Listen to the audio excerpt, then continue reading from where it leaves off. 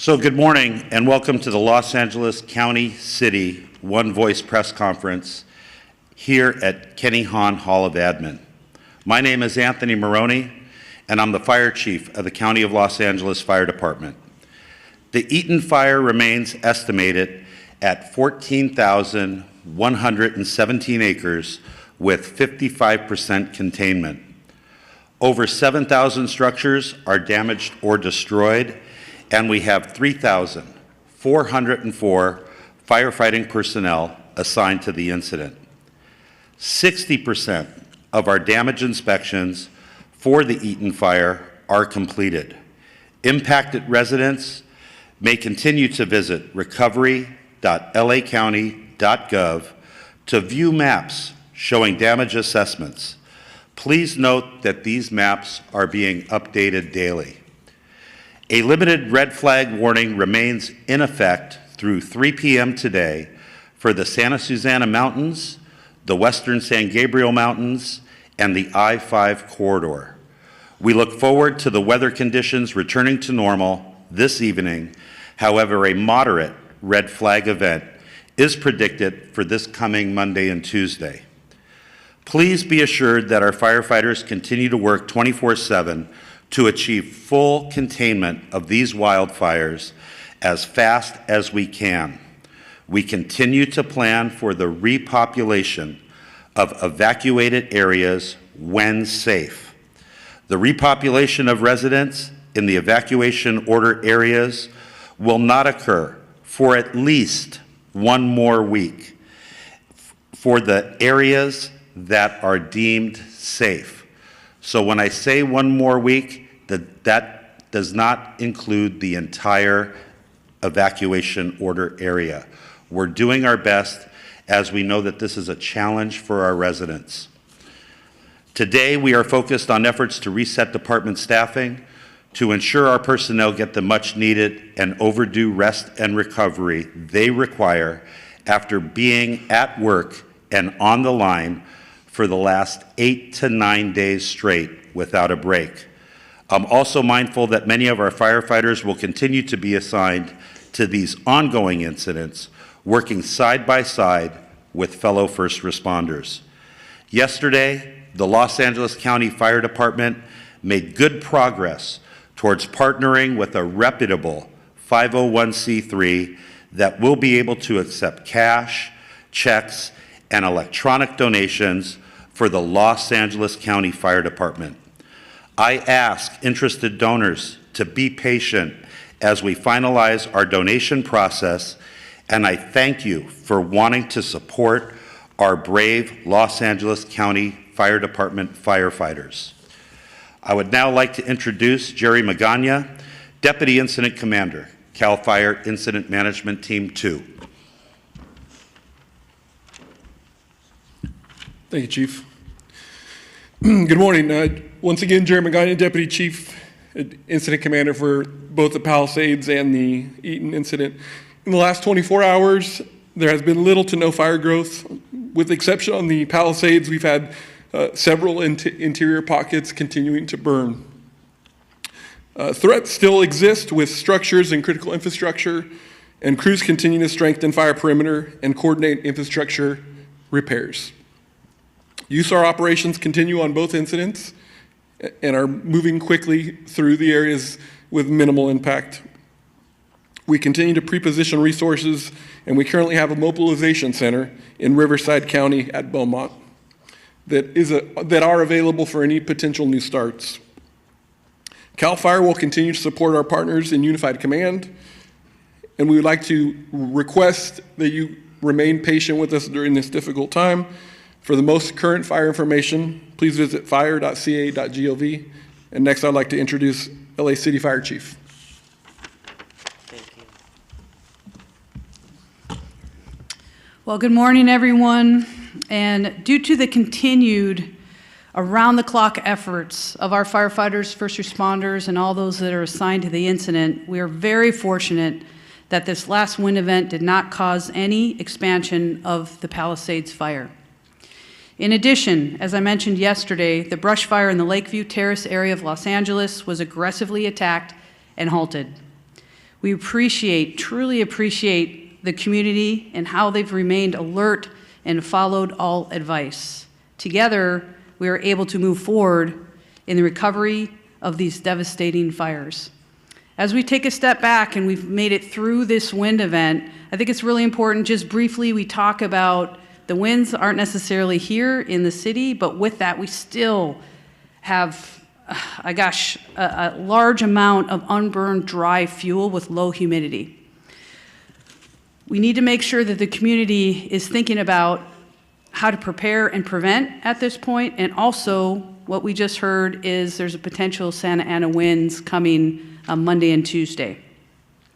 Now, to focus on a different area, as we're coming out of these wind events for unimpacted areas of the city, just as we take a big step back. There are more extreme winds on the horizons, like I said, next week, and our community needs to remain ready. It is important that you protect yourselves and your family by planning, preparing, and staying aware. Flying embers from a wildfire can destroy homes over a mile away. Taking the necessary measures to prepare your home can help increase its chance of survival when wildland fires strike. Clear all brush within 200 feet of your home. Allow the LAFD and other first responders that fighting chance to respond quickly if a wildfire reaches your community. For more information, visit lafd.org/wildfire. I will now provide an update on the Palisades fire. The fire is 23,713 acres with 22% containment with 5,032 personnel assigned. Using infrared mapping, air and ground resources, continue to seek out hotspots and putting them out. Favorable weather conditions assisted firefighters in increasing the containment and extinguishment. Now, I know that the question of all of us up here is on the top of your minds of when we can return and you can return back to the communities. I can tell you, know that we are working as quickly as possible to do just that, to make sure that this is safe for you to return to your communities. The ongoing search and rescue mission continues to limit utility agencies' abilities to repair infrastructure. I can tell you the entire city family is working collaboratively to get you back into your homes and communities as soon and as safely as possible. I just want to give you one small example of this. Yesterday, our hazmat teams from across the state worked tirelessly for the purpose of ensuring that when the evacuation orders are lifted, our community members can rest assured that their homes have been scanned and screened and cleared of any dangerous chemicals. This will take time. So, when we ask you to remain patient, know that together we are working around the clock to get you back to your homes and to the community. With that, I would now like to introduce Sheriff Luna. Good morning, Robert Luna, Sheriff of Los Angeles County. Personnel deployment, it remains about the same. We have about 1,300 deputies to both incidences, both at the Eaton Fire and Palisades Fire. We have about 220 California Highway Patrol officers. The governor asked that we surge more CHP officers into both areas from a looting perspective, so they've been working with our folks to do that, so I thank the governor for his support.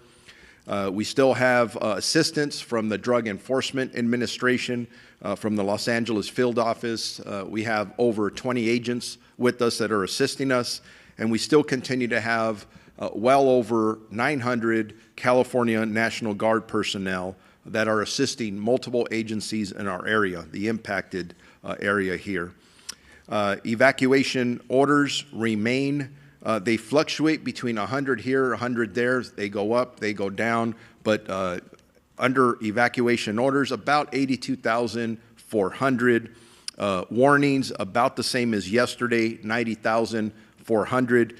Please keep up with the information we're putting out because that could change, hopefully for the better, but we'll see what happens. The curfew is still in effect from 6 p.m. To 6 a.m.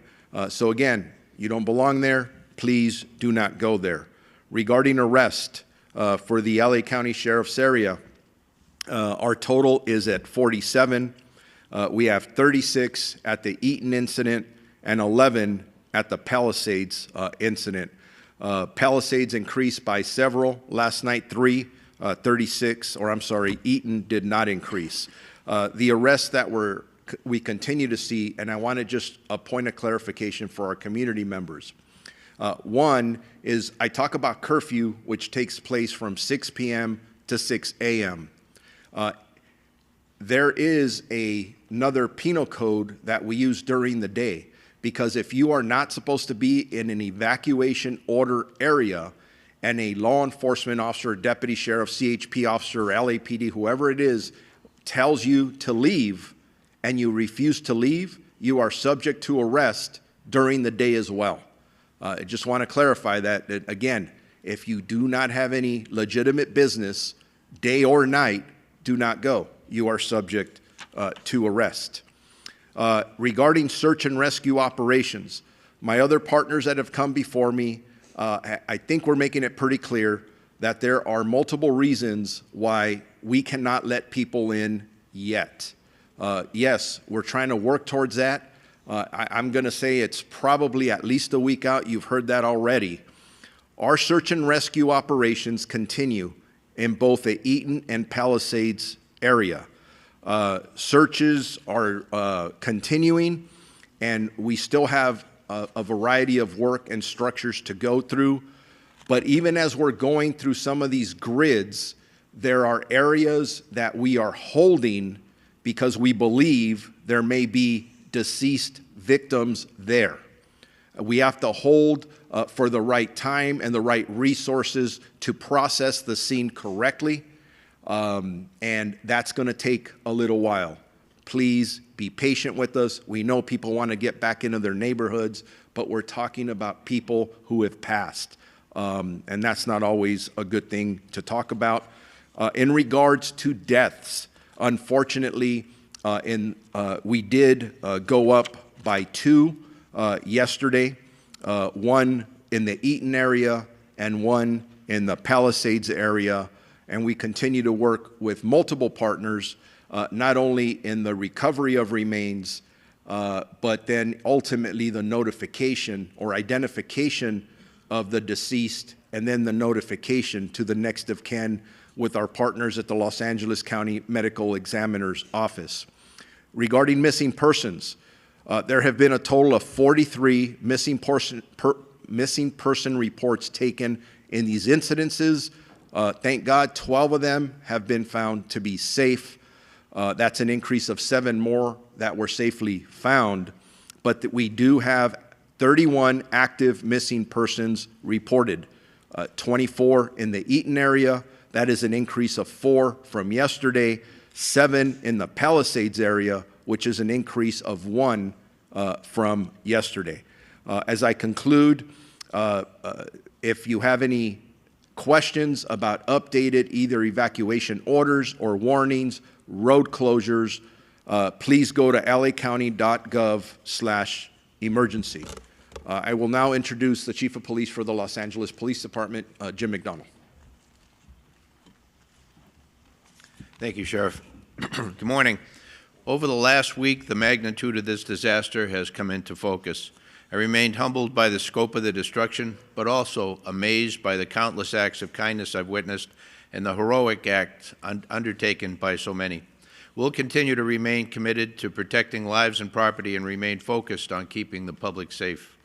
As all stakeholders continue to work to make evacuation zones safe for repopulation, please know that LAPD remains on tactical alert and will continue to dedicate whatever resources are necessary to keep everyone safe. For the upcoming 24-hour period, LAPD will continue to deploy approximately 600 officers to the impacted areas, with support from the Los Angeles Airport Police, Port Police, and the National Guard, who provided approximately 600 soldiers assigned to the Palisades incident. We're very grateful for their support. Also joining our efforts, the California Highway Patrol sent additional officers to the Palisades area, and these contributions are important as they free up LAPD officers to stay focused on crime suppression and investigations. We've deployed volunteers from Team Rubicon who are answering questions at checkpoints and are easily identifiable by the gray T-shirts. I want to thank our LAPD officers and our partner agencies for their ongoing support in keeping our community safe. On the missing persons front, we continue to dedicate resources to all reports of missing persons. As of this morning, we have 38 reported missing. 30 of those have been found safe. 3 have most likely been found deceased, and 5 remain missing. We have no new fire area-related arrests or notable arrests within this last 24-hour period. If you notice anything suspicious or potentially connected to these incidents, please report it immediately. You can do so anonymously through Crime Stoppers or by calling Los Angeles Crime Stoppers at 800-222-TIPS or by visiting lacrimestoppers.org. In closing, I know that for so many, the events of the last few days have been life-altering. Please know that as we move forward, the LAPD remains committed to keeping you and our community safe as we recover. Thank you. I'd like to introduce now U.S. Environmental Protection Agency Incident Commander Tara Fitzgerald. Thank you. Good morning. I'm Tara Fitzgerald. I'm with the United States Environmental Protection Agency. The U.S. EPA has been tasked by FEMA to conduct Phase 1 household hazardous materials removal in the burn footprints. We are beginning this work today. We have personnel on the ground in both the Eaton and Palisades footprints conducting assessments. We're working closely with state and local agencies to conduct this work, and the initial phase of household hazardous materials includes removal of the most immediate risk to public health and workers returning to work within the burn footprint. That includes things like pesticides, batteries, including the risk of damaged lithium-ion batteries, fuel, and other things that would normally go to a household hazardous waste management landfill. Again, we are working quickly to ramp up and look forward to being able to support this recovery effort. Next up is LA County Public Works Director Mark Pistrella. Good morning, everyone. And again, my heart goes out to the residents of both fire areas within the city and the Altadena area. Right now, the Public Works Directors from both City of Los Angeles and myself for the County of Los Angeles are actively assessing the damage that's occurred to these fires and making provisions to create safe access for our residents and make the lots safe as well for enter. We are advising the sheriff and the chief of police from the cities about repopulation. Our part in that is to be certain that we can get a resident back in free from hazards when they enter their property. The properties have been damaged beyond belief. They are full of sediment, debris, silt, and hazardous materials. You just heard our partner from EPA who are here to help us remove and prepare the area, remove the toxics from the facilities. But what remains is a load of debris that also has to be removed from the site. So we are working on that process of debris removal in conjunction with the City of Los Angeles. We are also working with utilities, as I said, to restore power, water, and sewer to the locations, all of which have been damaged to the point that they cannot be delivered safely currently in most of the areas. Some areas, as Sheriff alluded to, may be able to return because those communities didn't suffer this much infrastructure damage. We are also, as the Chief Engineer of the Los Angeles County Flood Control District, we are also assessing the impact to the flood control system that serves the entire region, including both these burn areas. Both areas suffered watershed damage, burn to such a significance that we expect massive debris laden flows when it rains. Our system of flood control is designed to handle that debris along with the streets. However, in an event that we have major rain, we do expect that all of the street areas and all the communities will be impacted by debris flows that could be hazardous to human health. In order to address this, we are developing plans for both areas to capture and hold this debris back as much as we can during a rain event. I have to give everyone an early warning that we do expect the window to open for rain in the later part of this month, and so we are already pre-deploying labor forces into area to make sure that the flood control system is ready, as well as our street system is ready, again, as much as possible for that rain event. So we are coordinating utilities. We're advising both the city and the county about our readiness for people to return. That work is ongoing, and we will continue to provide updates as we make our way through the system, so that essentially you can live there safely and our first responders can serve you. That's the other thing, is we could have incidents once you get back in, and we need to have the access in place and the water in place to, take care of what may be future incidents, even structure fires. So there's lots of work to do for our public works agencies in order for us to say that these areas are ready to be restored. Lastly, on rebuilding, the rebuilding process will be streamlined. It will be organized as directed by both elected bodies, but particularly the Board of Supervisors have directed me to prepare the Altadena area as if it is a master plan community in which we are redeveloping the entire area. This master planning is already beginning. When I say master planning, what I'm talking about is preparing your properties for you to restore your homes on them. That again involves master planning all the utilities, the water system, the sewer system, and the road system. The first step in that process of development is to remove the debris from the site. As you heard from EPA, they'll take the toxics off. The county, in conjunction with the city, will be doing a debris removal process in which we will work together to safely remove the debris from an environmental perspective and from a site readiness perspective, so that your property will be ready to be rebuilt on properly and orderly. That system is already in place. We're working with the federal government and the state government to put that into place, and there'll be more information to come on that process. If you want to learn more about the rebuilding process, please go to recovery.lacounty.gov. Thank you.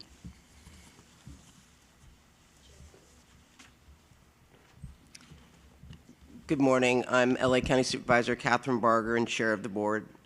Yesterday, I visited AltaMed Clinic in East Washington in Pasadena.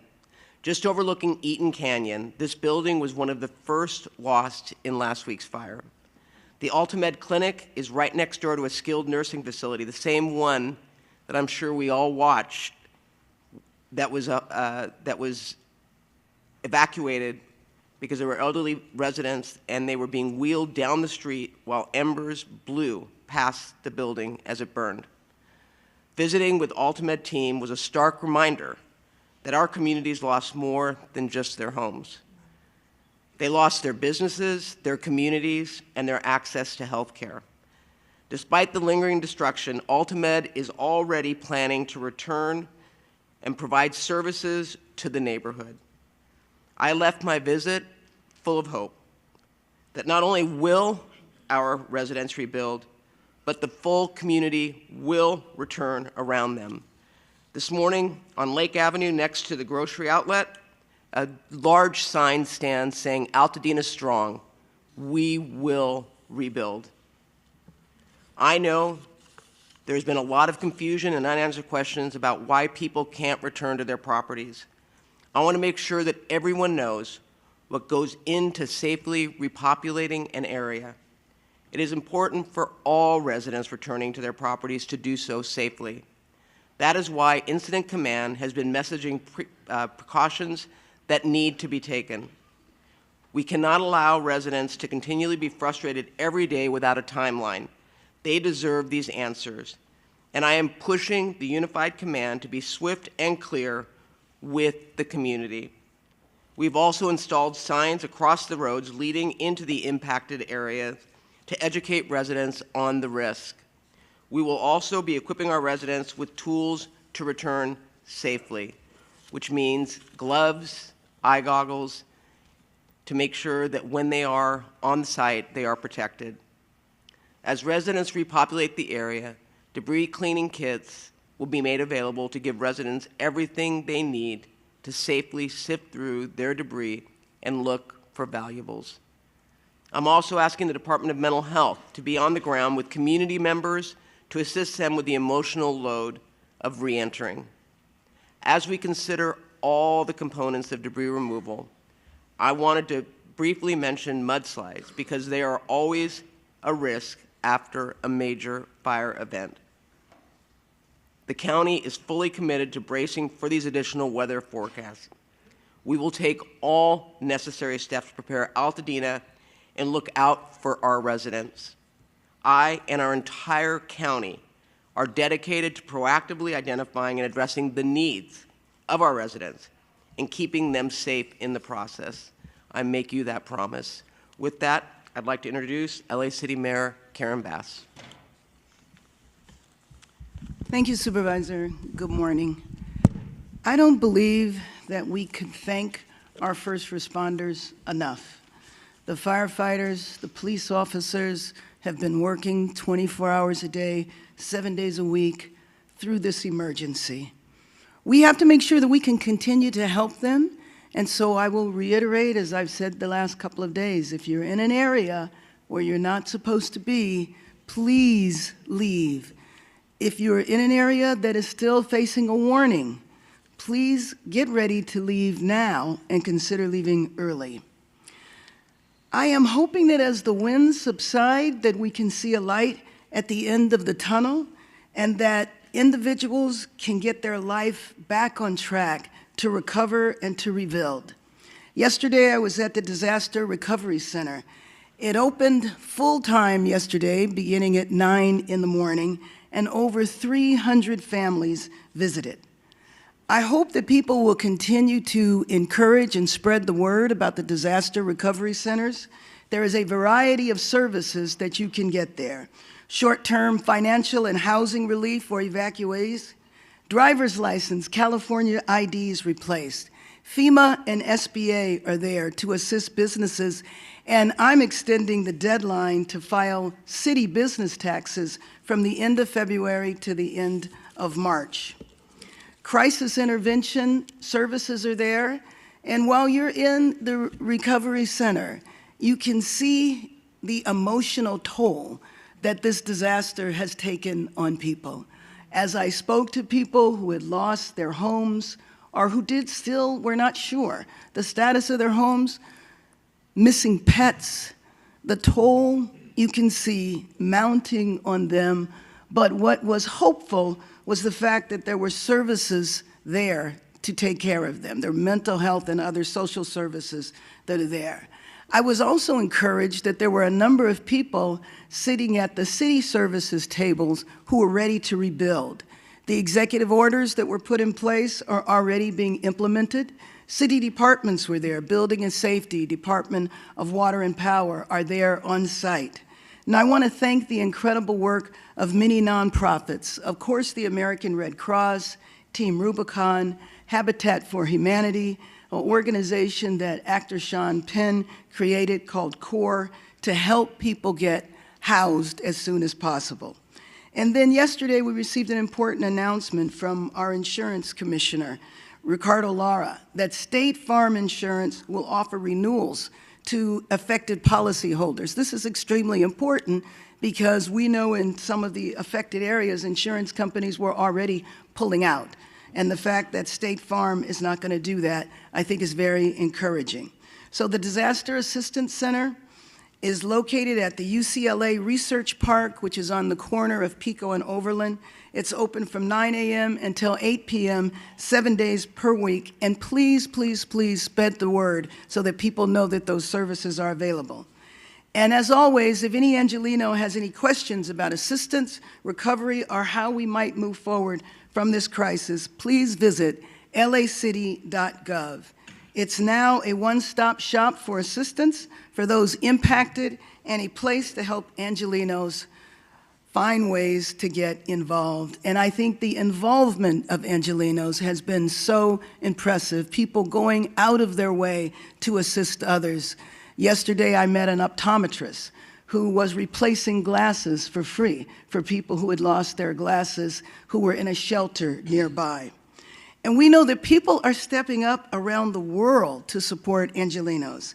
LA's sister city, Busan in South Korea, pledged to donate more than $100,000 to support our recovery efforts. Japan also contributed to the Red Cross.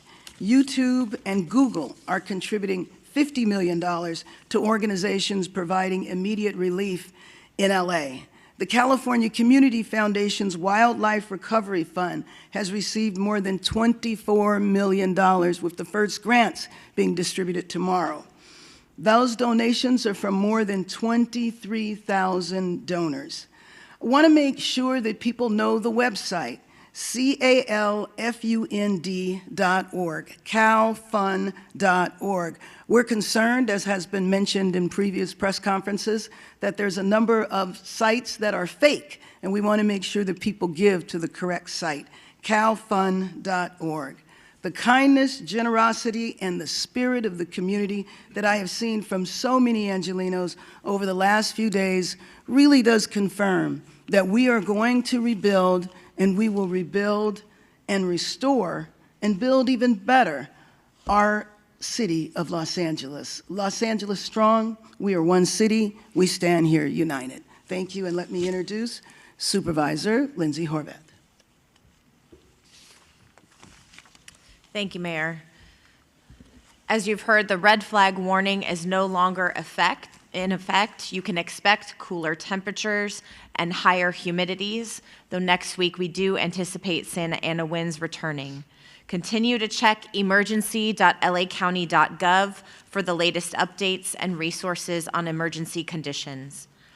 With regard to county services and school updates, for FEMA assistance, you have until March 10th to apply for individual FEMA assistance and 18 months to complete the paperwork.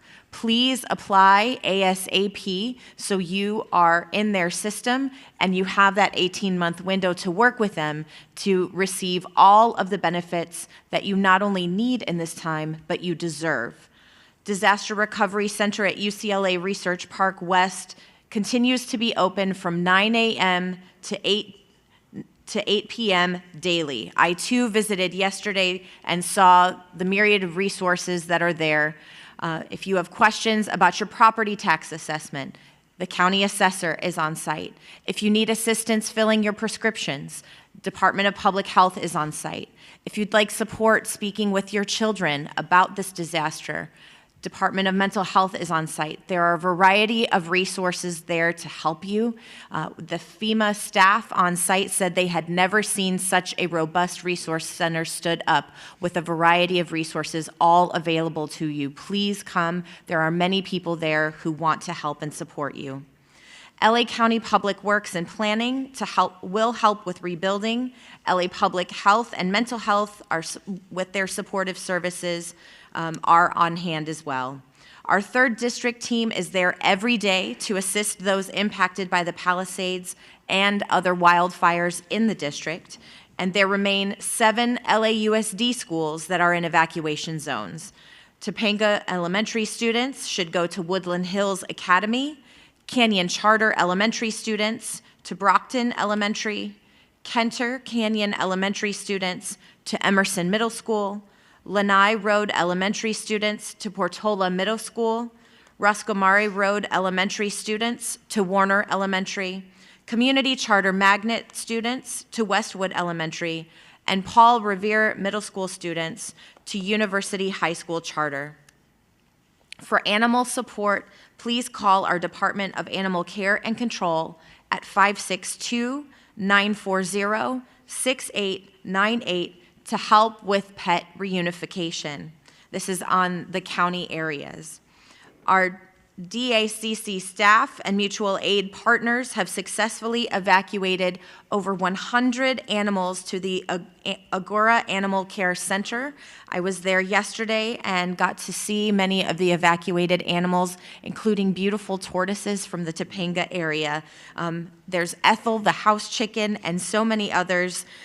We are so grateful to those who are supporting our animal companions. It gives people peace of mind to be able to leave their homes and know that their beloved animals are being cared for in this very difficult time. LA County Parks are hosting care camps for young people impacted by the fires. You can go to parks.lacounty.gov/care camps to register and for more information.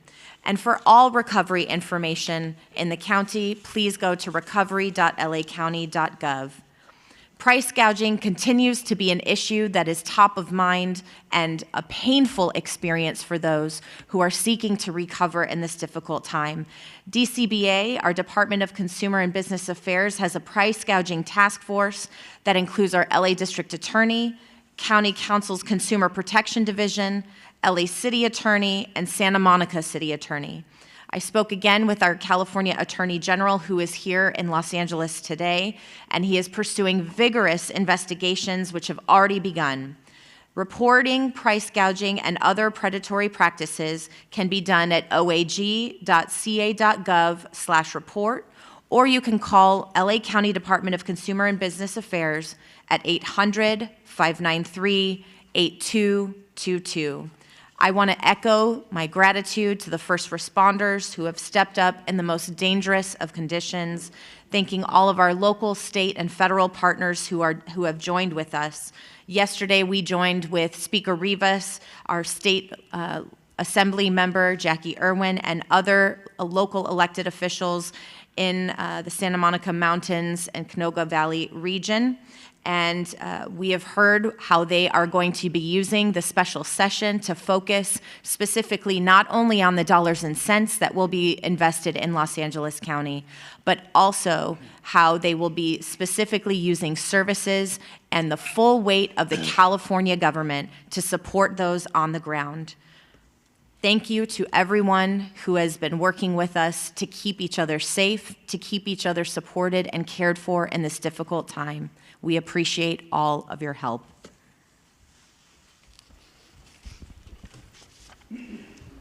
Helen Chavez Garcia, Communication Director for Chair Katherine Bargar. We thank the Superintendent of Public Instruction, Tony Thurman, for being here today and showing his support.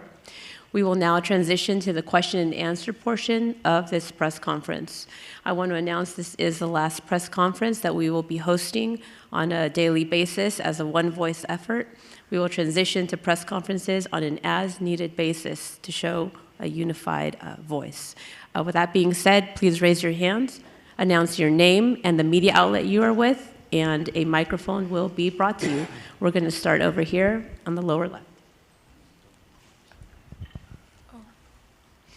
Hi, Grace Tui, Los Angeles Times. We had heard about a landslide or a hillside collapse in the Palisades fire area and was hoping to get some details about that incident, what might have caused it, and if we're concerned that that might be an issue moving forward in either of the fires, obviously before rains even come. I know you guys were talking about rains.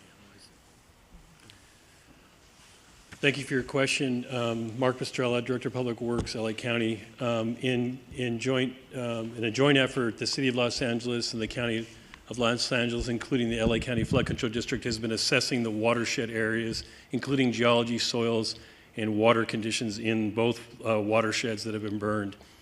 The area that you're talking about, the Palisades, is suffering right now. What you'll see on the slopes, you'll see what we call dry ravel, which is these slopes that are oversteepened have been really dried out, and you will see this raveling of the slopes and what looks like a landslide, and it is a landslide, debris into the streets and into properties. Some of this material is supporting some of the structures that have remained behind. There has been inundation to some extent of water into the system. You can imagine the amount of water that was placed in the firefighting effort. There were also gas lines and water lines that were destroyed in the system. I can speak for our LA County waterworks system in the Malibu area, where we have assessed our system and got all of those, cut water off where we didn't need it leaking all over the street. We did that for two reasons. One is because we wanted to maintain a water pressure in the system and not lose it to properties, but also in anticipation that it could grease the wheel of landslides. One of the other areas that residents may be noticing is the Topanga, the lower Topanga area. We're having a significant amount of this dry ravel condition in that area as well. We're working in consultation and side by side with Caltrans to maintain those slopes so that we can continue to have access into the area. So a warning to all the residents, no matter where you live in LA County, if you have slopes behind your homes, or if you're located on the top of a slope, these slopes have become fragile. The soil that is supporting your home have all become fragile and damaged, if you will, due to the events that we've had, wind included. There are mud and debris, as Supervisor Bargar said, debris flow hazards that are existing even when it's not raining. So we want people to be very careful. If a resident is noticing any of these conditions in and around their property, in the fire area or outside of it, please contact 211, and we will set a team of geologists and soils engineers and flood control engineers to take a look at your property and make an assessment as to what you might do on your property to safeguard your property. And we'll go right here in the middle. Microphone, please. Jorge Macias, La Opinión newspaper. As everybody knows, many people living in Altadena, they were renting and they lost everything too. Many of them were not owners of their house. So what specific help by the city, the county, or the state are for those people who were renting or who were undocumented? And the second question is about the cleaning up. Can you please tell us about what kind of health dangers are for people if they start the cleanup by themselves and moving debris, as you mentioned today?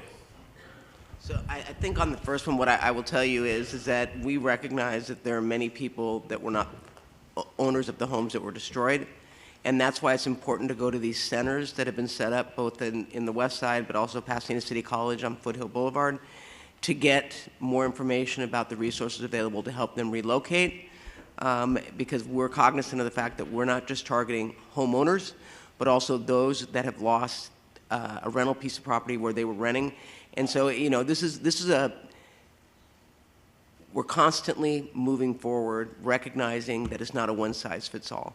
And so again, these centers, as the mayor said, and my colleague, Supervisor Horvat, have everything under one roof. I've been out there and I've been so impressed with the fact that you can get, you know, documents, information about rentals, I mean, across the board.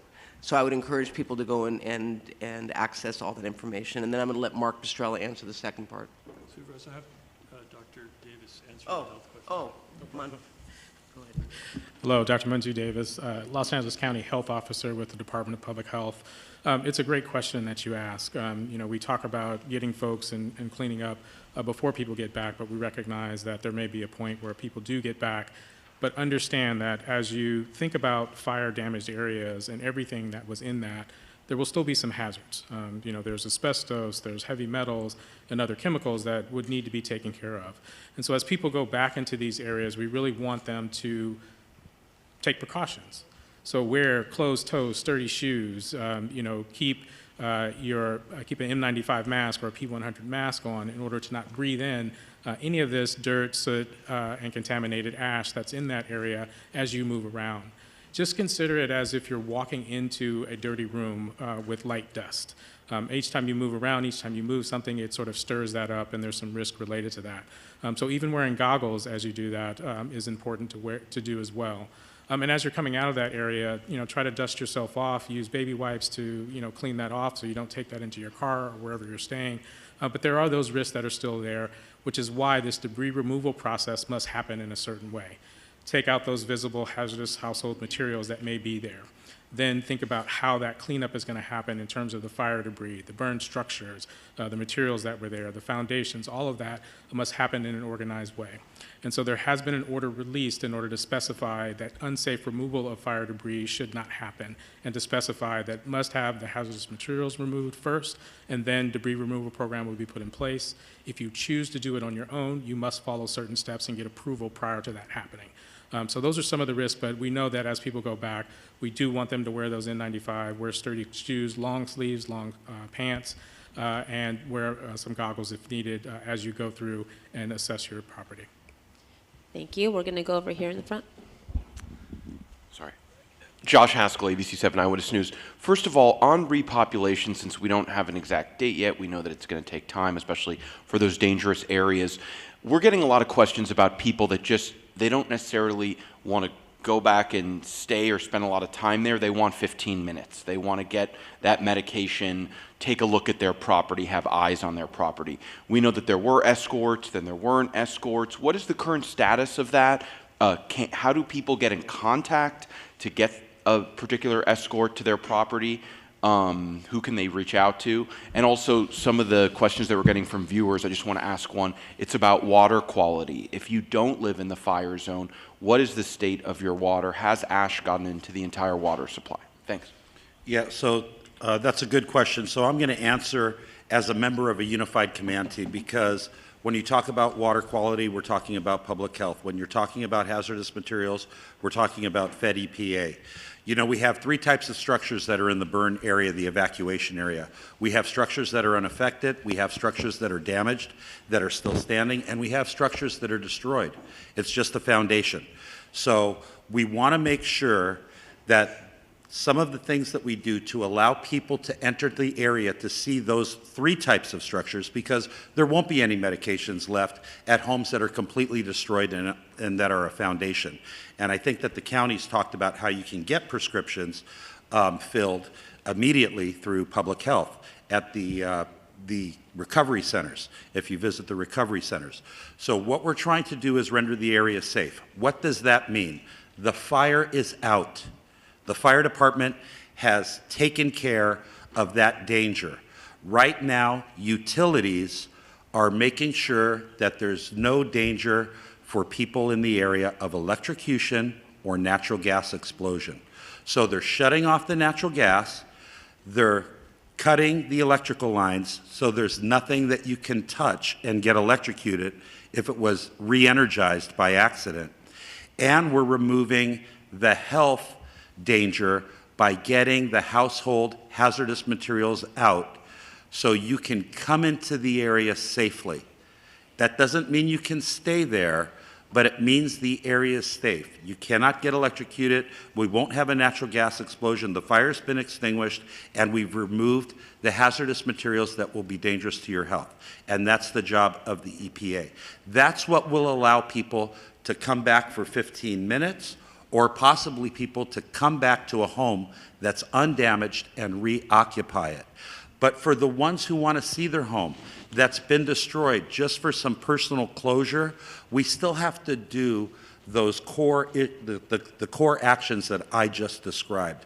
The last thing we want as public safety and the county and city leadership, we don't want people going back to an area and getting injured. But we're doing it just as quickly as possible, because we know that there's a lot of conversation about when can I come back. They want a date. We don't have a date, but we're trying to render the area safe. But Tony, if your house is still standing and repopulation doesn't happen for a week or two, will you have a chance to go back for 15 minutes? And do we know when? Escorts? Yeah, you know that Police Chief McDonald talked about that, and they tried to get people up into the area, and it became they couldn't do it because it was untenable. There were so many cars. It took so many officers to let you come in for 15 minutes. But if you need eyeglasses, if you need medications, if you need insurance documents, please go to those community recovery centers, because we have people there that can get you all of those things you need for your subsistence for the next week. But we just don't want anybody to come in and for it to not be safe. But I want to allow people to reoccupy homes that were not destroyed or damaged. That is our priority. Thank you. You asked about water quality, and so what I would have residents do anywhere in LA County is go to Water for LA, spelled out, water, WATERFORLA, look up who your water agency is, because we have over 200 water retailers in LA County, so there's specific conditions depending on which water retailer you have. Or you can look at your utility bill and see who serves you water. Go to the website or call the number for your local water agency. They will have it posted specifically whether or not your water for your house is clean for drinking, bathing, or any of those things you asked about.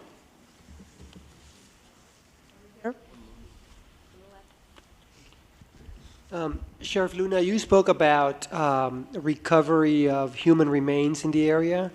I'm wondering if you're able to tell us specifically how many of these locations you potentially have to search for today. I'm going to answer that, a variety of them. You're looking for specific numbers. When I drove through there last night, I know our deputies were holding several locations where we are waiting for the appropriate resources to come in and unfortunately recover remains. Back to the previous question, there are areas that we've gone through where we are about 85% sure that we have looked through the best that we can. You got to understand, if you haven't been out there, it literally looks like a bomb dropped. There is things everywhere, and we're trying, our people along with all of our partners are doing the best job that they possibly can, but there are areas right now that we have to hold people away from so our people can do their job appropriately. Because remember this, I'm very empathetic to anyone who wants to get back to their property. But I'm also very empathetic to people who have missing people that they're waiting to find out if they're deceased. Those are the kind of tragedies or the significance of what we're dealing with. So we have a lot of work to do. And that's why my partner's up here saying, everyone wants to hear a date, and we want to give a date, but we need to make sure we're doing the work appropriately for all the right reasons. And it's going to be a while. It's not going to be in 3 or 4 days. I'm going to say at minimum, at least another week, and that's an estimate, but I believe it's going to be longer than that. We're going to do questions right here in the middle. Hi, this is Kate Cagle from Spectrum News 1. I have 2 questions. One is that we've spoken to some residents in the Altadena area saying that their insurance company is asking them for photos of the damage. So what is your advice to them as far as the fact that they can't get back and get them? And then I also had a question for Mayor Bass. I wonder if you've spoken to other mayors who've dealt with similar disasters like Lahaina or Paradise and what advice they gave you for getting through just the next year when people are so destabilized. Kevin McGowan, Director with the Office of Emergency Management. For people who want access to photos for damaged and destroyed buildings, they can go to recovery.lacounty.gov. We are posting the damage inspection maps. When you click on the icon, it will show you a picture and it will give you a percentage of the damage. So again, go to recovery.lacounty.gov. Thank you for the question. Yes, I have heard from many, many mayors. Mayors who go through this on a regular basis, especially those that are in the South. And their number one advice to me was to stay focused, to not get distracted, for all of the reviews and analysis of what happened, what, when, and where, to make sure that you stay focused on saving lives, protecting people, and doing that after the immediate crisis is over. Thank you. Yeah, and not that you asked, but I'm going to tell you that I've actually talked to county supervisors Napa who went through the exact same thing, who is giving me incredible advice, and I'm going to be looking at the way they went about rebuilding and get lessons learned. So James Gore, who is Sonoma actually, has been very helpful, and I know other supervisors who have faced similar situations have also reached out. Thank you. Last question, then we'll move to one-on-ones right over here. Hi, Ross Palumbo from CBS News and KCAL News. My first question is really for Chief Crowley. And I wanted to ask you about the first responders. We're more than a week into this now. The conditions out there have been so difficult for so many of our firefighters and first responders. How are they holding up? And what are they telling you? And what can you and the public really do to help them at this point? Thank you so much for that question. That means a lot to all of us that have responded to this incident. And we also feel right there with the communities in step. Our first responders, from that very moment when they were called to duty, did their jobs. I've had the opportunity to spend some significant time with our firefighters who are on the line. We visited the local fire stations, we visited the command post. Our firefighters are doing an incredible job, and they have so many feelings just like the community does. I tell you, our firefighters, first responders, everybody that's involved with this, the amount of love and outpour and support from across the world all the way down to the absolute community members that were negatively impacted and really heavily impacted by this, they feel that love and support. Specifically to our 20 engines that are still actively engaged in Palisades, they've been there since day one. Spoken to a number of them as well, and they are working hard. They're going to continue to focus on our mission with everybody else here. And in the end, I tell you, I've said it multiple times, I'm going to continue to say it, that as their chief, I'm extremely proud of the work that our people did and continue to do and will continue to do well into the future in the many years to come. Thank you. Thank you. That's the end of our press conference. For one-on-one requests, please approach the front. Spanish, if you want a Spanish interview, please assemble over here. To my right, we will do a press gaggle. We have 2 Spanish representatives from each of the different fire departments.